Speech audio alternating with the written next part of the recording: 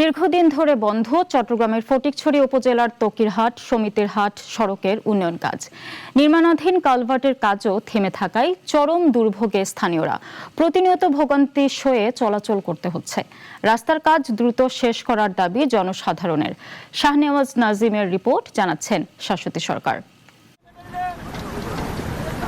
চট্টগ্রামের ফটিকছড়ি উপজেলার তকিরহাট থেকে সমিতির হাট পর্যন্ত ১.৭ কিলোমিটার সড়ক উন্নয়ন ও একটি কালভার্ট নির্মাণে ২০২৪ সালে ২.৫ কোটি টাকা বরাদ্দ দেয় স্থানীয় সরকার প্রকৌশল অধিদপ্তর। টেন্ডার প্রক্রিয়া শেষে প্রকল্প শুরুর কিছুদিন পরই অজ্ঞাত কারণে বন্ধ হয়ে যায় নির্মাণ কাজ। এরপর দীর্ঘ সময় পেরিয়ে গেলেও দৃশ্যমান অগ্রগতি নেই। সড়কের বিভিন্ন স্থানে তৈরি হয়েছে বড় গর্ত, কোথাও জমে আছে কাদা পানি। সামান্য বৃষ্টিতেই সড়কটি পরিণত হয় দুর্ভোগের রাজ্যে। ফটিকছড়ি, হাটহাজারী ও রাউজান এই ৩ উপজেলার মানুষের যোগাযোগের অন্যতম গুরুত্বপূর্ণ সড়ক এটি। স্থানীয়দের অভিযোগ, নির্মাণাধীন কালভার্ট ভেঙে কাজ বন্ধ থাকায় প্রতিদিন হাজারো মানুষকে চরম দুর্ভোগ পোহাতে হচ্ছে।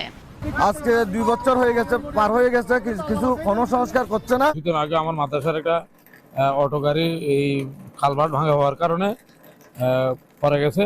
প্রায় 2 বছর গর্ত করে রেখেছে কন্ট্রাক্টর সাহেব। তো উনি দীর্ঘদিন যে জনগণকে কষ্ট দিচ্ছে, কষ্ট লাঘবের জন্য আমরা ঊর্ধ্বতন কর্তৃপক্ষের কাছে বিনীতভাবে আহ্বান জানাচ্ছি। এদিকে কালভার্টের পাশে অস্থায়ী বাঁধ দেয়ায় পানি চলাচল ব্যাহত হচ্ছে, ফলে সৃষ্টি হচ্ছে জলাবদ্ধতা। বাধ্য হয়ে স্থানীয় বাসিন্দারা নিজ খরচে সড়কের কিছু অংশ সংস্কার করেছেন। রাস্তাটির ঠিকাদারের বিরুদ্ধে পুরনো ব্রিক, সলিংয়ের ইট অন্যত্র ব্যবহারের অভিযোগও তুলেছেন অনেকে। উচ্চপদস্থ কর্মকর্তা আছে, উপজেলার যারা আছে, আছে, সর্বোপরি আমাদের এমপি মহোদয়ের আমি সুদৃষ্টি কামনা করি যাতে আমাদের কাজগুলো দ্রুত শেষ হয় বা শেষ করে, এবং কন্ট্রাক্টরের কোনো গাফিলতি থাকলে আইনানুগ যাতে ব্যবস্থা নেয়। ঠিকাদারের সাথে যোগাযোগ করলে ঠিকাদার বলতেছে টাকা পায় নাই, বিল পায় নাই। 3 বছরে কি টাকা পায় নাই, বিল পায় নাই, এটা আমাদের কোনো বোধগম্য নয়। ঠিকাদারদের দাবি, সড়ক নির্মাণের বিলের অর্থ না পাওয়ায় কাজ বন্ধ রাখতে হয়। তবে সড়কের ইট অন্যত্র ব্যবহারের অভিযোগ অস্বীকার করেছেন তিনি। জনদুর্ভোগের বিষয়টি বিবেচনায় সড়কটির কাজ শেষ করার নির্দেশ দেওয়া হয়েছে বলে জানান নির্বাহী প্রকৌশলী।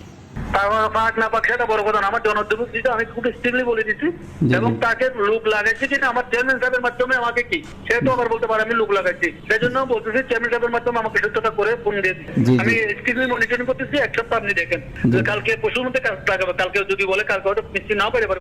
ঝুলে থাকা কাজ শেষ করে সড়কটি দ্রুত চলাচলের উপযোগী করার দাবি এলাকাবাসীর। শাশ্বতী সরকার, নাগরিক।